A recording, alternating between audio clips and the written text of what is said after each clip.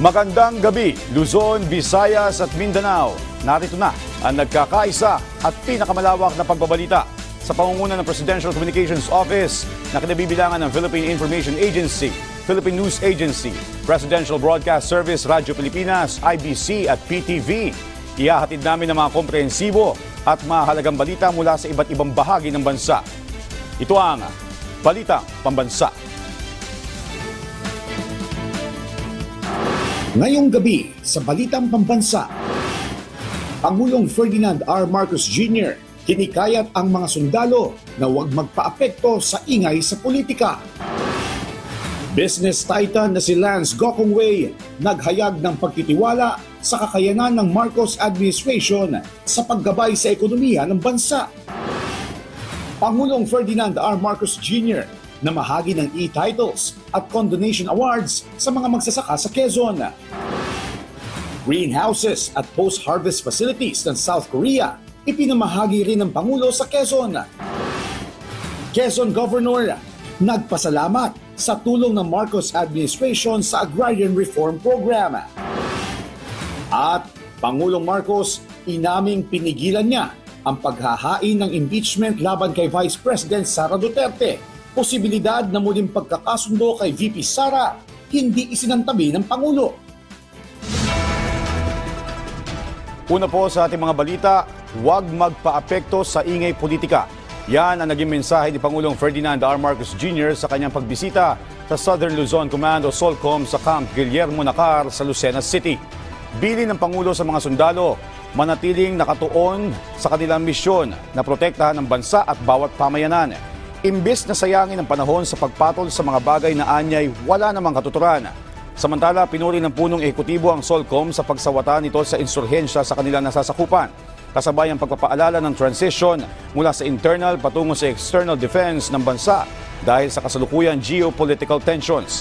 Pinuri din niya ang sandatahang lakas ng Pilipinas sa mabilis nilang pagtugon at pagtulong nitong nagdaang mga kalamidad sa bansa. Inamin ni Pangulong Ferdinand R. Marcos Jr. na pinigilan niya ang paghahain ng impeachment case laban kay Vice President Sara Duterte. Ayon sa Pangulo, pagsasayang lang ito ng oras at hindi naman makikinabang ang publiko. Ang detalye sa Balitang Pambansa ni Bernard Ferrer ng PTV Manila. Hindi sinusuporta ni Pangulong Ferdinand R. Marcos Jr. ang mga panawagan para sa impeachment ni Vice President Sara Duterte. Ginawa ng Pangulong pahayag sa kabila ng pagbatikos ni Vice President Duterte laban sa administrasyon. Ayon kay Pangulong Marcos Jr., hindi makakabuti sa sambayan ng Pilipino ang anumang hakbang na ipa-impeach si Vice President Duterte. This is not important. This does not make any difference to even one single Filipino life. So why waste time on this? What will happen to if somebody files an impeachment? It will tie down the House, it will tie down the Senate, it will just take up all the time, and for what? For nothing. For nothing. None of this will help improve a single Filipino life. As far as I'm concerned, it's a storm in a teacup. Kinumpirma rin ni Pangulong Marcos Jr. ang kumalat na text message kung saan hinimok niya ang mga mababatas na wag nang ituloy ang impeachment kay Vice President Duterte. Natanong din si Pangulong Marcos Jr. kung ang relasyon nito kay Vice President Duterte ay nasa point of no return na o hindi na maaring maayos. Sinabi niya na never say never na nangangahulugan na hindi nito isinasara ang kanyang pinto sa posibilidad na magkaayos silang dalawa. Ngayong araw naging abala si Pangulong Marcos Jr. sa ilang aktibidad sa Quezon Province. Mula sa PTV, Bernard Perez para sa Balitang Pambansa. Hindi sumipot si Vice President Sara Duterte sa National Bureau of Investigation para ipaliwanag ang mga naging pahayag laban kay Pangulong Ferdinand R. Marcos Jr. Sa halip, nagpadala ng abogado ang Vice Presidente at hiniling na ipagpaliban sa susunod na linggo ang pagdinig. Ang detalye sa Balitang Pambansa ni Luisa Erispe ng PTV Manila. Ngayong araw sana magpapaliwanag si Vice President Sara Duterte sa National Bureau of Investigation hinggil sa mga umano'y pagbabanta niya laban kay Pangulong Ferdinand R. Marcos Jr., First Lady Liza Marcos at House Speaker Martin Romualdez. Pero imbis na sumipot sa NBI, no-show ang Vice-Presidente. Ang dumating, abogado ni VP Sara na si Attorney Paul Lim, bit-bit ang sulat na humihingi ng reschedule sa kanyang pagsagot sa subpoena. Sabi naman ng NBI, pagbibigyan nila si VP Sara. Late na niya nalaman na canceled ang kanyang appearance before the House committee hearing. So, tapos hindi na siya nakapunta dito and ask for a resetting. Hindi naman tayo nang iipit ng tao eh. Ang gusto natin yung katotohanan, maliwanagan ng sambayanan. Sa sulat na ipinadala naman ng abogado ni VP Sara, bukod sa hiling na pagkansela sa pagdinig, hinihingi din niya ang mga listahan ng mga itatanong ng NBI. Sagot naman ng NBI, pinag-iisipan pa nila kung ibibigay ba nila ang tanong kay VP Sara dahil hindi naman ito karaniwang ginagawa ng NBI. Pero sana, dumalo pa rin daw si VP Sara sa December 11 o kahit mas maaga siyang pumunta sa kanilang opisina. Mahalaga rin na makapunta ang bise dahil kasama sa kanilang iniimbestigahan ang mga umano'y banta sa buhay ni VP Sara. Halimbawa, magkasakit si ma'am, ay valid reason yan or whatever na valid reason, no? Except lang yung hindi siya dadating dito ni Hani Ho, walang papadalang counsel, that will indicate na nagwe-wade na siya sa kanyang karapatan na humarap sa aming investigasyon. Bukod naman sa Vice-Presidente, isasabina na rin ng NBI ang iba pang mga dumalo sa live Zoom press conference para sa dagdag impormasyon sa kanilang investigasyon. Mamaya, isa-serve na ang subpoena doon sa mga nag-attend doon sa video clip na identified na namin, mag-shed light, tanungin namin kung nangyari yun, in their presence, nagtatanong sila, yun, surrounding those matters. Samantala, handa naman anya ang NBI na makipagtulungan sa ombudsman sakaling i-take over o kunin nila ang investigasyon hinggil sa kaso kay VP Sara. Maging ang Department of Justice, nirerespeto din ng ombudsman at nakausap na raw ni Undersecretary Jessie Andres si Ombudsman Samuel Martires. Matatandaan na kamakailan, sinabi ni Martires na pwedeng i-take over ng ombudsman ang investigasyon kay VP Sara sakaling mapatunayan na ginawa niya ang pagbabanta bilang vice-presidente at hindi personal. Mula sa PTV, Luisa Erispe para sa Balitang Pambansa. Inaasahang mas lalakas pa ang kalakalan sa pagitan ng Pilipinas sa South Korea. Iyan ang ipinunto ni Pangulong Ferdinand R. Marcos Jr. sa isinagawang turnover ceremony ng greenhouse at post-harvest facility sa Lucban, Quezon. Ang detalye sa Balitang Pambansa ni Gab Villegas live. Gab? Joshua, pinangunahan ni Pangulong Ferdinand R. Marcos Jr. ngayong araw ang turnover ceremony ng mga greenhouse at post-harvest facility na proyekto ng Korea Partnership for Innovation of Agriculture o KOPIA ng South Korean government para sa mga farmer beneficiaries dito sa Lucban, Quezon. Bago ang programa, sinilip ng Pangulo ang mga tanim sa loob ng greenhouse at post-harvest facility kung saan nakatanim ang mga high-yield vegetables tulad ng pipino, romaine lettuce at French beans na binebenta ng mga magsasaka. Sa kanyang talumpati, sinabi ng Pangulo na makatutulong ang mga nasabing greenhouses at post-harvest facilities sa mga maliliit na komunidad para mapabuti ang kanilang kakayahang makapagluwas ng kanilang mga produkto. Sinabi rin ng Pangulo na mapapalakas ang kalakalan sa pagitan ng Pilipinas at South Korea sa pamamagitan ng market access para sa mga agricultural products ng bansa, partikular sa mga tropical fruits tulad ng pinya at saging dahil na rin sa pagratipika sa Free Trade Agreement. Nagpasalamat si Pangulong Marcos sa pamahalaan ng South Korea sa kanilang patuloy na suporta. We are also thankful to the Republic of Korea for the overwhelming support of your National Assembly for the ratification of our FTA, which came much earlier than we had expected. You have reinforced our call for a brighter and more sustainable future for all. Ayon naman kay Agriculture Secretary Francisco Chu Laurel Jr., sumasabay sa pangangailangan ng sektor ng agrikultura ang nasabing proyekto. Malaki rin anya ang papel ng kalikasan sa tagumpay ng proyekto sa kabila ng banta ng climate change.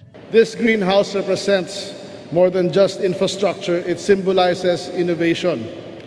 hope and power of collaboration as we work together to uplift the lives of our farming communities. It reflects our collective vision of sustainable farming that embraces modern solutions and adapts to the ever-evolving needs of the sector. Ibinahagi naman ni Korean Ambassador to the Philippines, Lee Sang-hwa, na plano ng South Korea na magtayo sa bansa ng kauna-unahang Korea Agricultural Machinery Industrial Complex na sisimulan sa susunod na taon. Ayon kay Ambassador Lee, mayroong 4,000 metrikong toneladang bigas mula South Korea ang darating sa Pilipinas sa pamamagitan ng ASEAN Plus T Emergency Rice Reserve. Kalahati nito ay nakataktang ibaba sa bansa ngayong araw, habang ang natitira ay posibleng dumating sa bansa sa Enero ng susunod na taon. Para naman kay Lucban Mayor Agustin Villaverde, makasaysayan ng pangyayaring ito at pinasalamatan ito ang mga magsasaka. Bagamat masasabi nating maunlad na ang industriya ng agrikultura sa bayan ng Lucban, tayo ay kailangan ring sumabay sa nagabagong panahon upang higit na pa itong paunlarin, naging mapalad po ang ating magsasaka na magkaroon ng dagdag pang kaalaman at teknolohiya upang mas mapataas ang ani at sa gayoy masiguro ang mas mataas na kinkita. Kabilang din ang mga bayan ng Sinloan sa Laguna at bayan ng Saragosa sa Nueva Ecija sa mga pilot villages ng COPIA sa bansa. Ang COPIA ay Official Development Assistance Program ng Rural Development Administration na siyang pinakamalaking agricultural research and development organization sa South Korea. Ito ay nagpa-facilitate ng pag-transfer ng Korean agriculture technology sa mga magsasaka mula sa mga developing countries tulad ng Pilipinas na layong matulungan pataasin ang kanilang kita, i-market ang kanilang mga high-value crops para mapabuti at masustain ang kanilang livelihood at upang sila ay maging self-sufficient. Joshua, 8 greenhouse, isang seedling nursery, isang post-harvest facility, kabilang na rin dito ang financial assistance, technical support at iba pang mga pangangailangan na napagkaloob sa mga magsasaka. Aabot naman sa 2,000 magsasaka dito sa Lucban, Quezon ang makikinabang sa nasabing mga pasilidad. At yan muna latest, balik sa iyo, Joshua. Maraming salamat, Gab Villegas. Libo-libong agrarian reform beneficiaries sa Quezon Province ang nakatanggap ng e-title at certificates of condonation and release of mortgage o COCROM, kung saan mismong si Pangulong Ferdinand R. Marcos Jr. ang nanguna sa pamamahagi ng mga ito. Nagbabalik sa Balitang Pambansa si Bernard Ferrer ng PTV Manila. Makakahinga na si Emma sa mga bayarin sa kanyang taniman ng niyog sa bayan ng Macalalon. Isa kasi siya sa mahigit 4,000 agrarian reform beneficiaries na nabigyan ng e-title at certificate of condonation sa Quezon Province. Kwento niya, naapektuhan siya ng nagdaang bagyo kaya malaking tulong dahil ang ipinambabayad niya noon sa kanyang taniman ay magagamit niya na sa iba pang pangangailangan. Napakalaking tulong po bilang magsasaka kasi sa napakaliit po ng kinikita namin. Kung magbabayad pa po kami ng lupa sa mga penalty, halos hindi po namin mabayaran. Ito ang kauna-unahang pamamahagi ng Certificates of Condonation and Release of Mortgage o COCROM sa Calabarzon. Kabuang 11,497 certificates ay pinamahagi sa agrarian reform beneficiaries upang mapabuti ang agricultural productivity sa reyon, habang mahigit 441 milyong piso ang nakondone. Layunin ng inisyatibang ito na bawasan ang pinansyal na pasanin ng mga magsasaka. Kasama rin dito ang 15 e-title sa ilalim ng proyektong Split. Kahit sa gitna ng unos, patuloy kayong bumabangon upang makapagbigay ng pagkain sa bawat tahanan. Hindi namin matatawaran ang pagsisikap at sakripisyo ninyo sa araw-araw. Kaya't ang hangad namin ay mabigyan kayo ng ginhawa na buhay. Ang pamamahagi ng COCROM ay katuparan ng pangako ni Pangulong Marcos Jr. para sa isang komprehensibong agrarian reform. Alinsunod na rin ito sa RA 11953 o New Emancipation Act na inaasang magdadala ng malaking pinansyal na ginhawa, magbibigay ng inspirasyon sa mga magsasaka at magpapalakas sa food security. Mula sa PTV, Bernard Ferrer para sa Balitang Pambansa. Pinangunahan ni Pangulong Ferdinand R. Marcos Jr. ang inaugurasyon ng malaking flour mill sa Sariaya, Quezon. Ayon sa Pangulo, makakatulong ito para makamit ang food security sa bansa. Ang detalye sa Balitang Pambansa ni Kenneth Pasyente ng PTV Manila. 1, 2, 3! Mas mapatatatag pa ang food security sa bansa kasunod ng pinasinaya ang flour mills sa Sariaya, Quezon sa pangunguna ni Pangulong Ferdinand R. Marcos Jr. Sa lawak kasing 10 ektarya ng flour mill ng Universal Robina Corporation, inaasahan na makakapagproseso ito ng nasa 1,320 tons ng harina kada araw. Kaya kung pagsasama-samahin ang mga produkto mula sa flour mill na ito at ang dalawa pa sa Maynila at Davao, aabot sa 3,470 tons kada araw ang maiproproduce na harina ng kumpanya. Katumbas yan ang nasa 104,000 na bag. Bagay na ayon sa Pangulo, makatutugon sa malaking demand ng bansa. Kasabay ang pagpapayabong ng ekonomiya lalo't makabubuo ito ng job opportunities sa rehiyon. In a time when every grain counts, this establishment will aid in ensuring that our people have the resources they need to nourish themselves and the future of our nation. With this new plant, the URC has positioned itself as a key player in our nation's food security, driving economic stability and innovation. Ipinunto rin ng Pangulo ang ambag ng pasilidad na ito sa layunin ng pamahalaan para sa matatag at sustainable na flour production sa bansa. Muli rin niyang kinilala ang ambag ng pribadong sektor bilang katuwang ng pamahalaan sa pagtupad sa mga adhikain nito, lalo na ang seguridad sa pagkain. At tiniyak na patuloy na susuporta ang pamahalaan, lalo na sa mga local manufacturer at producer. This administration acknowledges the critical role you play in advancing our socio-economic growth, boosting farm productivity, supporting MSMEs, and ensuring the food security of our nation. We will continue to create a supportive environment for our partners in the private sector through laws and agreements that promote the interest of both manufacturers and consumers alike. Ayon naman sa URC, pagpapakita lamang ito ng kanilang kumpiyansa sa paglalagak ng investment sa bansa dahil sa matiwasay na economic environment sa ilalim ng Marcos Jr. administration. This 5.4 billion peso investment is an affirmation of our confidence in our economy and the conducive investment climate created in our country by our dear President. It's also a concrete manifestation of our steadfast support to improving our nation's food securities, fully aligning to the priorities of His Excellency President Ferdinand Marcos Jr. Ito na ang itinuturing na pinakamalaking flour plant ng naturang private food and beverage firm na gumagamit ng state-of-the-art automated technology. Mula PTV Manila, Kenneth Pasyente, Balitang Pambansa.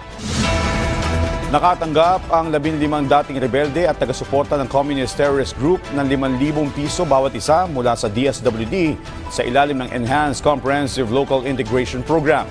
Ang detalye sa Balitang Pambansa ni Alex Lumaki mula Philippine Information Agency, Region 6. 15 mga dating rebelde at taga-suporta ng Communist Terrorist Group ang nakatanggap ng 5,000 piso bawat isa mula sa Department of Social Welfare and Development sa ilalim ng Enhanced Comprehensive Local Integration Program. Isa sa mga nakatanggap ay si Ka Devin na nagbalik loob sa gobyerno dahil na rin sa kahilingan ng kanyang pamilya na tulungan ang kanyang mga kapatid sa pag-aaral.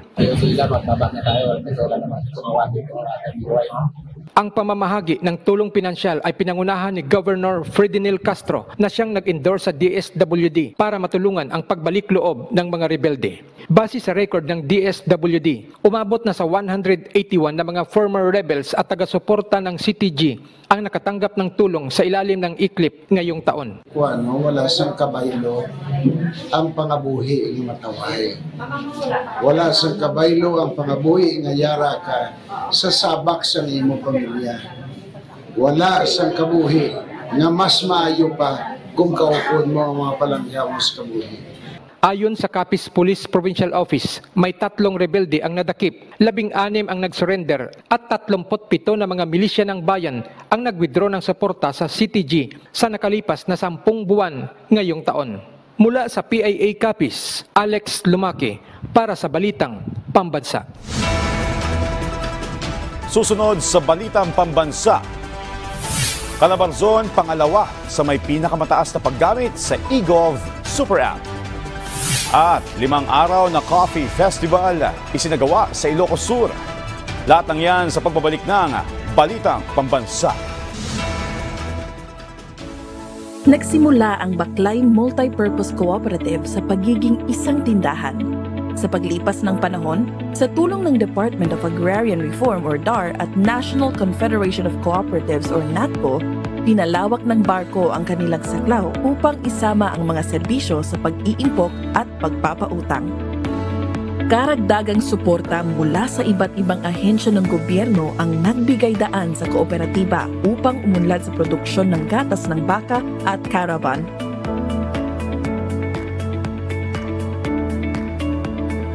Para sa Zamboanga del Sur, isang unit ng cargo truck. Kinilala ng DAR ang potential ng barko at binigyan sila ng isang cargo truck sa ilalim ng Climate Resilient Farm Productivity Support Program. 31 proyekto ng mga makinarya at iba pang suporta ang naibahagi ni Pangulong Ferdinand Marcos Jr. noong ika-24 ng Mayo. 30 organisasyon rin ang makikinabang sa suportang inihandog ng Administrasyong Marcos.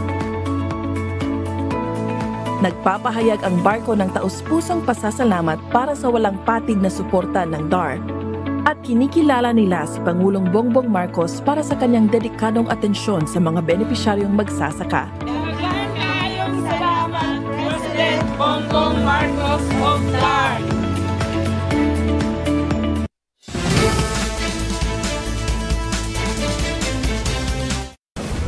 Susunod sa Lakbay Tugon, Presidential Help Desk.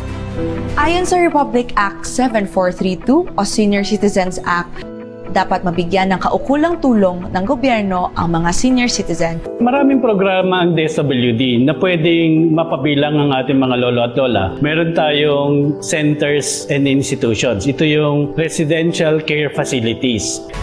Papasalamat po ako sa kanila kay Ma'am Susan. Pasalamat nga po ako, tinanggap ako. Kasama sila Attorney Jeffrey Gallardo at Justine Lagamon. Lakbay Tugon, Presidential Help Desk, ngayong linggo, alas 7 ng gabi, dito lang sa PTV.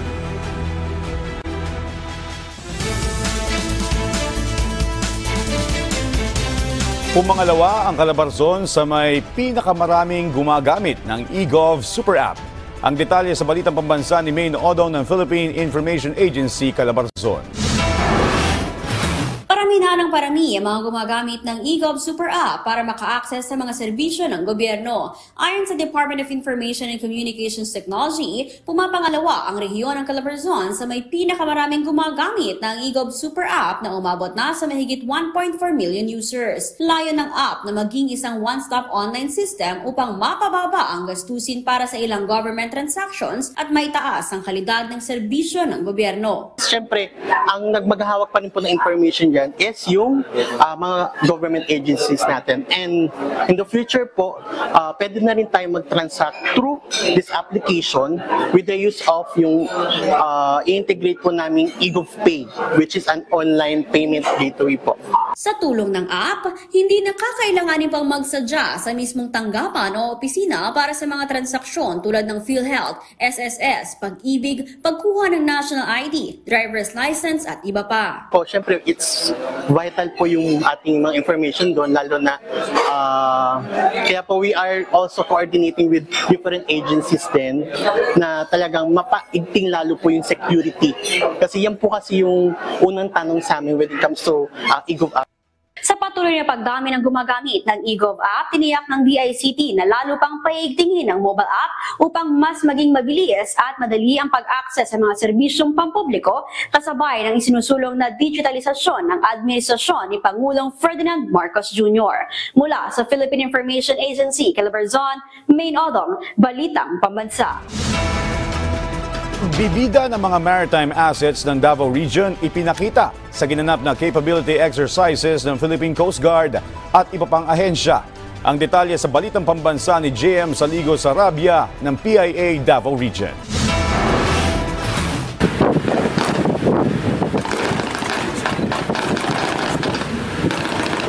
Palitan na putok mula sa mga terorista. Yan ang isa sa mga senaryo sa ginanap na Interagency Maritime Capability Exercise kung saan ipinakita ang kahandaan ng maritime assets sa Davao Region. Lumahok dito ang Philippine Coast Guard, Philippine Navy, Davao Police District, Davao City Central 911 at iba pang ahensya ng pamahalaan. Ginawa sa MARFEX ang search and rescue, vessel boarding, firefighting at maritime pollution response sa pagtugon sa anumang banta at emergency sa karagatan ng Davao Region. This will foster yung atong ginatawag na collaboration, communication between the agencies na involved sa maritime security, maritime law enforcement, maritime safety, o environmental protection.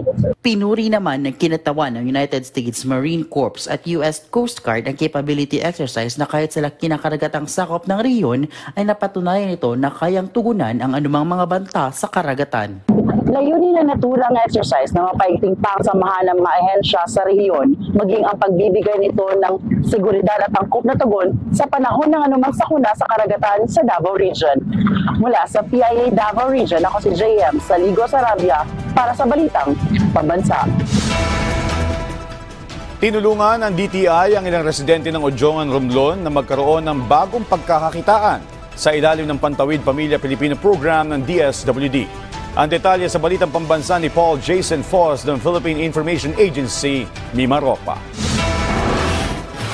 Nagkaroon ng bagong mapagkakakitaan ang 50 benepisyaryo ng Pantawid Pamilyang Pilipino Program o 4Ps matapos silang turuan ng paggawa ng mga dishwashing liquid sa isang pagsasanay na pinangunahan ng Department of Trade and Industry. Layunin ng programa na bigyan ng mga kababaihang benepisyaryo ng pagkakataong magkaroon ng karagdagang kita sa pamamagitan ng maliit na negosyo. Ayon kay Eliana Kasidsid, Community Organizer Officer ng Odjongan, ang mga materyales na ipinagkaloob sa mga benepisyaryo ay magagamit sa pagsisimula ng kanilang negosyo. Dagdag pa niya, ang pagsasanay ay isang hakbang upang masiguro ang mas malawak na oportunidad para sa mga benepisyaryo. Lubos naman ang pasasalamat ng mga benepisyaryo sa DTI dahil maliban sa paggawa ng sabon ay tinuruan din sila kung paano humawak ng maayos at paano mapapalago ang kanilang kikitain sa negosyo. Papasalamat po kami dahil kami po ang napili ninyo na pumunta po dito sa program na ito para kami po matuto ng aming dagdag puhunan po. Bukas din ang Negosyo Center Odjongan ayon kay Clinton Solidum para tulungan ng mga benepisyaryo sa pagpapaganda ng kanilang mga produkto sa pamamagitan ng mga maayos na label at packaging. Tinutulungan din ng mga ito na irehistro ang kanilang negosyo upang maging lehitimo at makipagkompetensya sa merkado. Mula sa Philippine Information Agency, Mimaropa, Paul Jason Foss para sa Balitang Pambansa. Nagsagawa ng 5 araw na coffee festival ang lokal na pamahalaan ng Ilocos Sur upang lalo pang pausbungin ang industriya ng Robusta Coffee. Ang detalye sa Balitang Pambansa ni Ayla Villanueva ng Philippine Information Agency, Ilocos Sur. Patuloy ang pamamayagpag ng Ilocos Robusta Coffee na lalo pang nakikilala sa bansa dahil sa sunod-sunod na pagkapanalo ng mga growers sa mga nakaraang Philippine Coffee Quality Competition. Kaya naman ang lokal na pamahalaan nagsagawa ng 5 araw na coffee festival nitong Nobyembre 25 hanggang 29 sa Vigan City.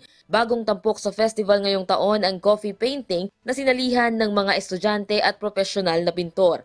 Isinagawa rin ang Brewers Competition at Latte Art Competition para sa mga barista, sorting competition ng mga coffee farmers, repurposing of coffee ground training at marami pang iba. The best and finest coffee beans in the Philippines and perhaps the whole world. To our coffee farmers, agyaman kami unay ako. Dumalo sa pagbubukas ng aktibidad ang mga coffee farmers sa probinsya, kabilang ang tinaguriang Robusta Coffee King na si Mabini Ubuan. Nag-uwi ng pinakamataas na pagkilala sa PCQC noong 2021 at 2022. Pagbahin tito ng DTI na nag-bloom iti presyo iti takang income pa nagyaman ma'am iti suporta ti gobyerno para kami yung agmulmula iti kapi isa pa ilang kumata sanda ko mga maumuma. Nito lamang Agosto ay inanunsyo ng Philippine Coffee Guild na umabot sa $61 o humigit kumulang 3,500 pesos ang halaga ng bawat kilo ng fine Robusta coffee ni Ubuan sa ginawang bidding sa PCQC 2024. Mula sa PIA Ilocos Sur, Ayla Villanueva para sa Balitang Pambansa. Ramdam na ang simoy ng Pasko sa lungsod ng Baguio dahil sa magical Christmas vibe na hatid ng iba't ibang tourist attraction. Ang detalye sa Balitang Pambansa ni Reggie Cawis ng Philippine Information Agency, Cordillera. Unti-unting nagiging Christmas capital ang Baguio City. Ito ang inihayag ni Department of Tourism Cordillera Regional Director Jovi Ganongan dahil sa serye ng aktibidad para sa Enchanting Baguio Christmas. Kabilang narito ang Christmas Village ng Baguio Country Club, The Manor Garden sa Camp John Hay, Botanical Garden, Rose Garden Fountain and Lights at iba pa. Ang pinakahuling na dagdag na atraksyon ay ang Christmas Tree and Lights sa Presidential Mansion sa Baguio City na una ng pinasinayaan ni First Lady Liza Araneta Marcos. Umani naman ng paghanga mula sa mga bata ang pagpapailaw sa nasabing Christmas tree. Ngayon lang po yung parang pinakamaganda na Christmas tree na pinasinde kasi iba-iba po yung mga parol. First time din pong nagpailaw dito, so sobrang saya lalo na din po sa mga turista na gusto pong pumunta dito. Ayon kay Ganongan, halos fully book na rin ang mga hotel sa lungsod, lalo na sa inaasahang pagdagsa ng mas maraming bisita sa Disyembre. Maganda yung nakikita ng mga tao na favorite din ng First Lady ang City of Baguio, and that's also a very good come-on. Napakalaking bagay na nakikita siya dito, and we're so happy. We're the summer capital, we're a Christmas center already also, as you can see. Umapila ang DOT car sa mga bibisita sa lungsod na panatilihin ang kalinisan ng kapaligiran at respetuhin ang mga pinatutupad na lituntunin maging ang kultura sa lugar. Reggie Kawis ng PIA Cordillera para sa Balitang Pambansa. Tampok ngayon sa bayan ng Angono, Rizal ang Gigantes Festival kung saan malaki din ang naiaambag nito sa Art Capital of the Philippines. Ano nga ba ang kasaysayan nito? Ating alamin sa Balitang Pambansa ni Ali Luciano mula IBC 13. Kung palakihan lamang, tiyak na panalo na ang mga Gigantes ng Angono, Rizal na paparada sa kanilang Gigantes Parade. Bukod kasi sa kulay at laki ng mga ito, kilalang kilala ito hindi lamang dito sa Rizal kundi sa buong mundo. Maingay, makulay at naglalakihan. Ganito ang naging salubong ng mga taga-Angono para sa parada ng mga higante na tatakna ng kanilang munisipalidad. Bukod kasi sa pista ng kanilang patron na si San Clemente, ipinagdiriwang din tuwing Nobyembre ang world-class nitong Gigantes Festival. Kung babalikan ng kasaysayan, sinasabing ang mga Gigantes ay simbolo ng pag-aaklas o paghihiganti ng mga magsasaka sa mga sendero noong panahon ng Kastila. Kwento ni Tatay Totoy, ang kanyang ama na si Artemio Tahan o mas kilala bilang Temyong ang naging pundasyon ng mga higante sa Angono simula pa noong 1945. Si Tatay Temyong kasi ang pioneer na bumuo ng pamilya higante na naging key element sa pista ng San Clemente. Hanggang sa isinali na ang sining na ito sa kanya noong mamatay ang original Higante speaker at minana ang iconic na pamilya higante. Ako na raw ang gumawa at magpatuloy dahil na namatay na tatay. Ang huling pinamana-gara yan nga na may balbas na lalaki. Bilang art capital ng Pilipinas, malaki nga ang ambag na Gigantes para sa Tourism Office ng Angono upang maabot ang kanilang inaasam. At yun na rin yung naging simbolo namin dito sa bayan ng Angono na ang pangarap namin lahat ay maging higante kami. Maliit ang bayan ng Angono, maliit lang kami geographically, pero malaki yung ambag namin sa sining at kultura at kasaysayan ng bansa na to. Hinding-hindi ka manliliit kung makikisaya ka dito sa Gigantes Parade. Dahil bukod sa ganda at saya nito, kasaysayan na ang ambag nito sa Pilipinas. Pilipinas, 26 days na lang at Pasko na. At dyan po nagtatapos ang 30 minutong ulat sa bawat sulok ng bansa. Samahan niyo kami muli mamayang alas 9:30 ng gabi para sa updated at pinalakas pang balitaan. Ito ang pinalawak na puwersa sa pangunguna ng Presidential Communications Office, kabilang ang Philippine Information Agency, Philippine News Agency, Philippine Broadcast Service, Radyo Pilipinas, IBC at PTV. Mula PTV, ako po si Joshua Garcia. Ito ang Balitang Pambansa.